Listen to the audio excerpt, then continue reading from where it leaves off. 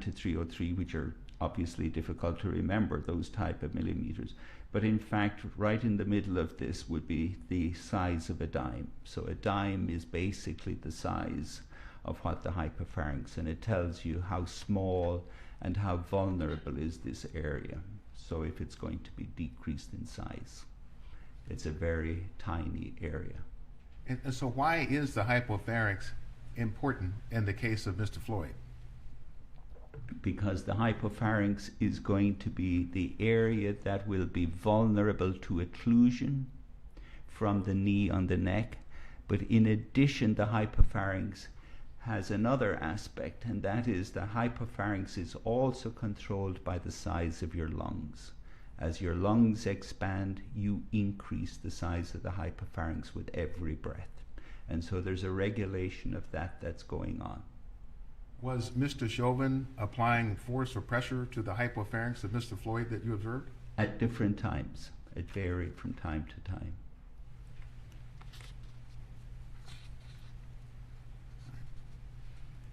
Now, are you able to tell us if Mr. Chauvin had put his weight directly, his full weight on Mr. Floyd's neck, are you able to tell us what impact or effect that would have had on Mr. Floyd? Right. If Mr. Officer Chauvin had placed his knee directly on the hypopharynx, just that area of the dime, and it never varied from there, and it kind of came in like a bullseye on that particular area, then you would expect that this area would become totally occluded.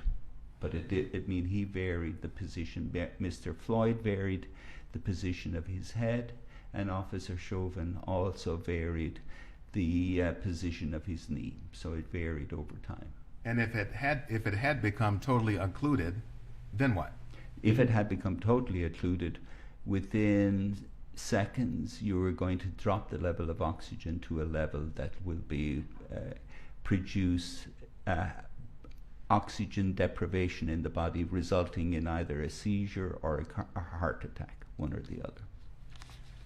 Do you have another photograph taken from footage at the scene that would help the jury understand this point? Yes.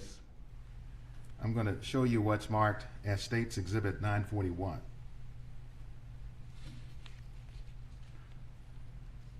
And this is derived from Exhibit 15 already in evidence. Do you recognize this photograph in 941? Yes, I do. Your Honor, we offer State's Exhibit 941. Any objection? 941 is received. Dr. Tobin, tell the ladies and gentlemen of the jury what it is you mean to convey here in Exhibit 941. So if you're looking, say, on the one at the left, and if you look at me first before you look at that. So if you stick your finger in your ear and you draw a line from the finger of your ear going down through the vertebral bodies in your spinal column, you can get a line going down, and you're looking at that axis. And that's what I've drawn in here with the yellow dotted line. And so if you look here on the first slide, you see that Mr. Floyd's nose, his face, is directly face down on the street. It's not at any angle. So the next thing is, again, don't look at the slide. Feel yourself on your own neck. And now, if you put your hand at the back of your neck, and you feel the bottom of your skull, and so where the bone of the skull ends, and then you come down from that, and you'll find, and you put your whole palm of your hand around it. Sorry?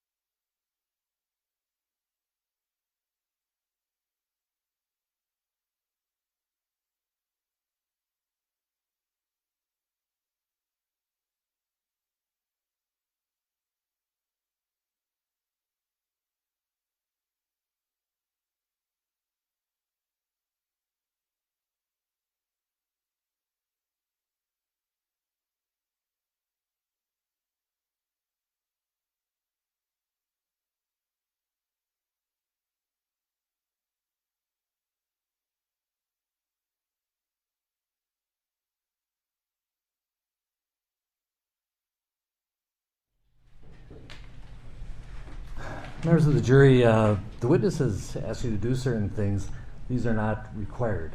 You may do them, and he should phrase it more in terms of if you were to do that. And if you wish to do it, that is your choice. You are not required to do anything that the witness instructs you to do, but feel free to do it if you wish. Mr. Blackwell. Thank you, Your Honor. Dr. Tobin, if we could go back to where you're explaining the anatomy in the back of the base of the skull. Yep. So as I'm putting my hand here at the back of my neck, and I'm feeling the tip of my skull, and then I'm bringing down my hand, I'm feeling an extremely thick ligament, and that's called the nuchal ligament. And it's almost, as I put the full palm of my hand on my nuchal ligament, it's almost like wood. It's so strong a ligament. And that ligament is what you're seeing. The knee is, see that Mr. Floyd has his face rammed in to the street because he's using his face here to try and crank up his chest.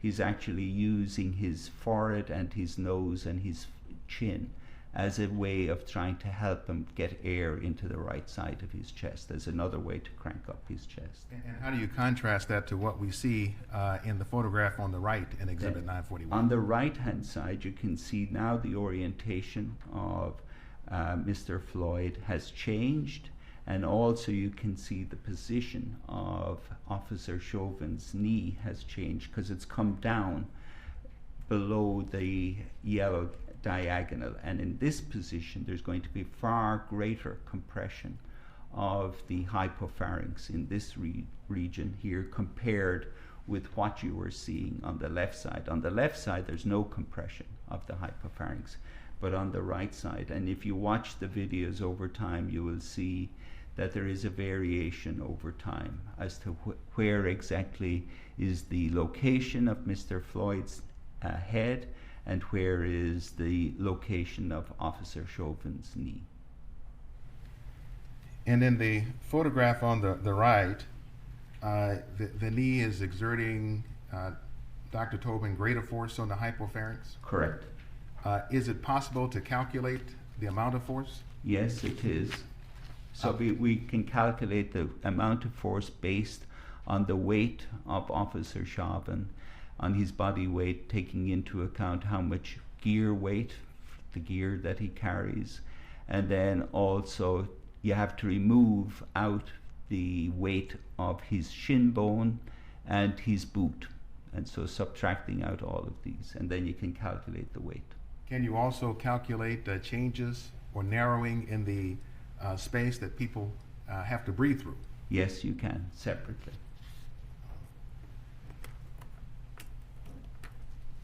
Would this be in any way akin to breathing through a small opening like a straw? Yes, it would. So, I mean, when you have to breathe through a narrow passageway, it's like breathing through a drinking straw. But it's much worse than that, because breathing through a drinking straw, I mean, is somewhat unpleasant, but not that unpleasant. And then it gets much worse than that. So as the space narrows, is it more difficult than to breathe through? Enormously more difficult, and we know that from physics. And through physics, then, is that something that can also be calculated? Yes, that can also be calculated. And that type of a calculation, would it be specific per se to George Floyd? No, it wouldn't. This would be for anybody, for we know in terms of what happens physiologically when you have this level of narrowing, this is going to happen to everybody. Can you please explain to the jury what those calculations would show about the effect of the narrowing on the airway on breathing? Right, yes. I believe there's an exhibit that relates to that. Let me then show you what's marked as States Exhibit 940 and 939.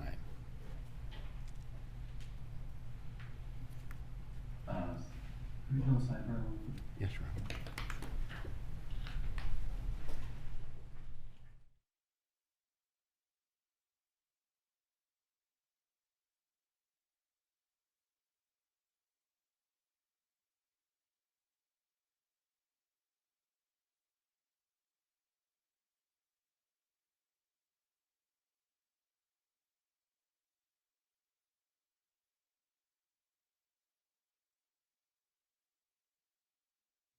940, have you offered those, Mr. Blackwell? Yes, I do offer those. Any objection?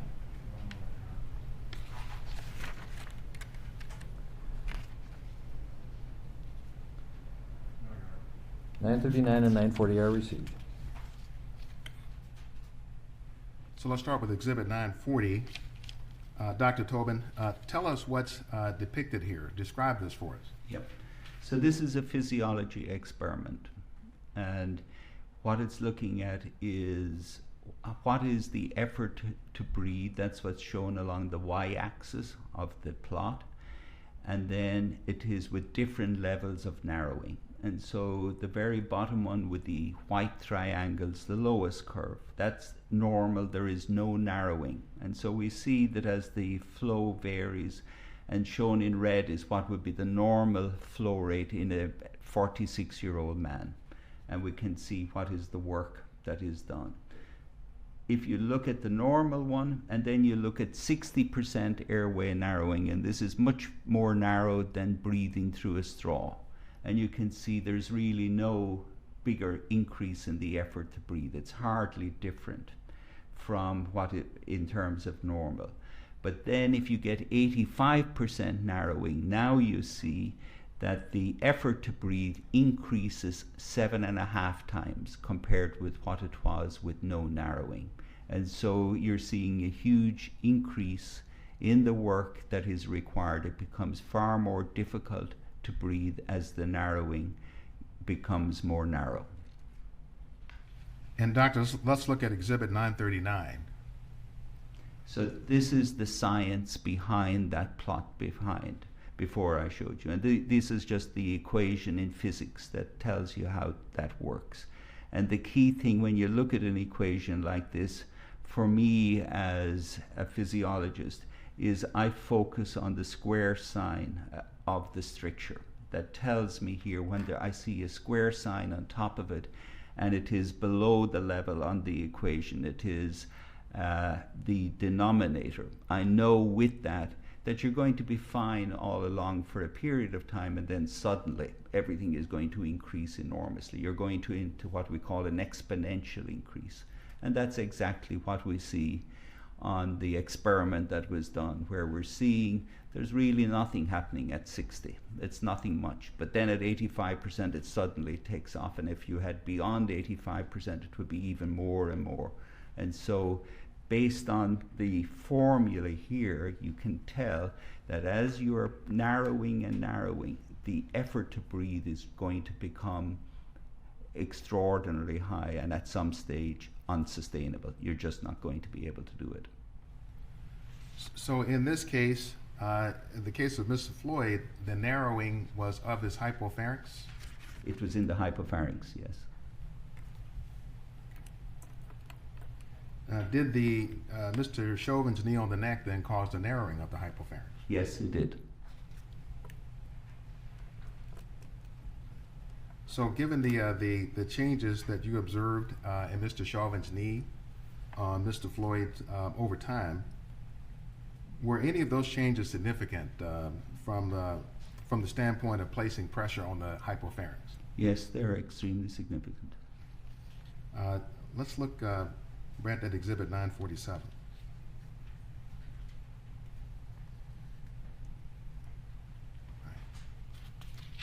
And Your Honor, we'd offer Exhibit 947, which is taken from Exhibit 15. Any objection? 947 is received. Now tell us what we see here in Exhibit 947. What you're seeing is the orientation of Officer Chauvin. His body build is quite erect here, but in particular what you're seeing is that the toe of his boot is no longer touching the ground. This means that all of his body weight is being directed down at Mr. Floyd's neck. Because in many of the calculations I excluded the effect of his leg and his shoe because some of it was touching the ground, but here you can see none of it is touching the ground. So we're taking half his body weight plus the weight of his half the gear, and all of that is coming directly down on Mr. Floyd's neck. I want to show you what's marked as Exhibit 943. Did you assist in preparing this exhibit? Yes, I did. Would it help you in explaining your testimony? Yes. Your Honor, we offer Exhibit 943. Any objection? Murder. 943 is received. And Your Honor, if Your Honor could clear the screen. Thank you, Judge. So, Dr. Tobin, what do we see here in Exhibit 943? What we're seeing is that half of his body weight plus half his gear weight is coming down, that's 91.5 pounds, is coming down directly on Mr. Floyd's neck. Is that all we see? And the reason we're seeing that is because the toe is off the ground and there is no body weight sitting back. He's not hunkering back on his heels. So everything is directed down on his knee. In this place, his shin and his toe and his boot is playing no contribution. And were there times also when Mr. Chauvin's left knee was on the back of Mr. Floyd's neck? Correct. And when was that? When his knee is on the back, that's a separate set of forces. It's the same force, but it's compressing a different area. It's compressing inside his chest. And what about the time when Mr. Floyd would have had his face smashed directly into the pavement? When his face is into the pavement, at that time, like one of the ones I showed you, if it's coming down on the nuchal ligament, it's going to be a huge weight for Mr. Floyd to try and breathe, but he won't be compressing the hypopharynx at the time when that's happening. So all of these different forces they're somewhat complex in terms of how they're interacting, but they're all coming to the same point.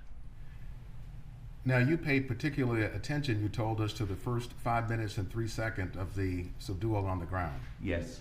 How would you characterize Mr. Floyd's oxygen levels during the first 5 minutes and 3 minutes that Mr. Chauvin was on top of him?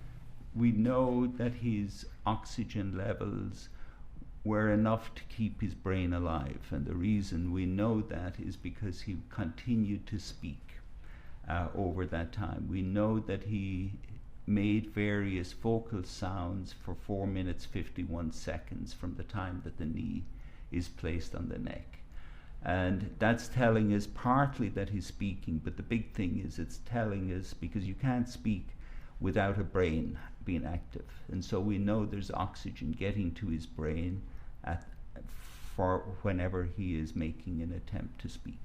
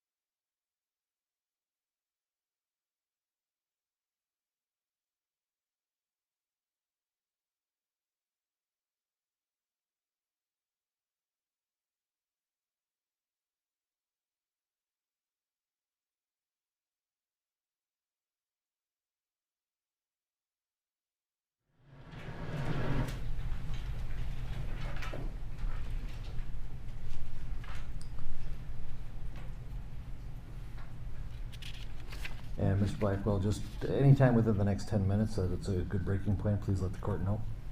Your Honor, this would probably be a good time. All right, for a break. let's take our 20-minute mid-morning break.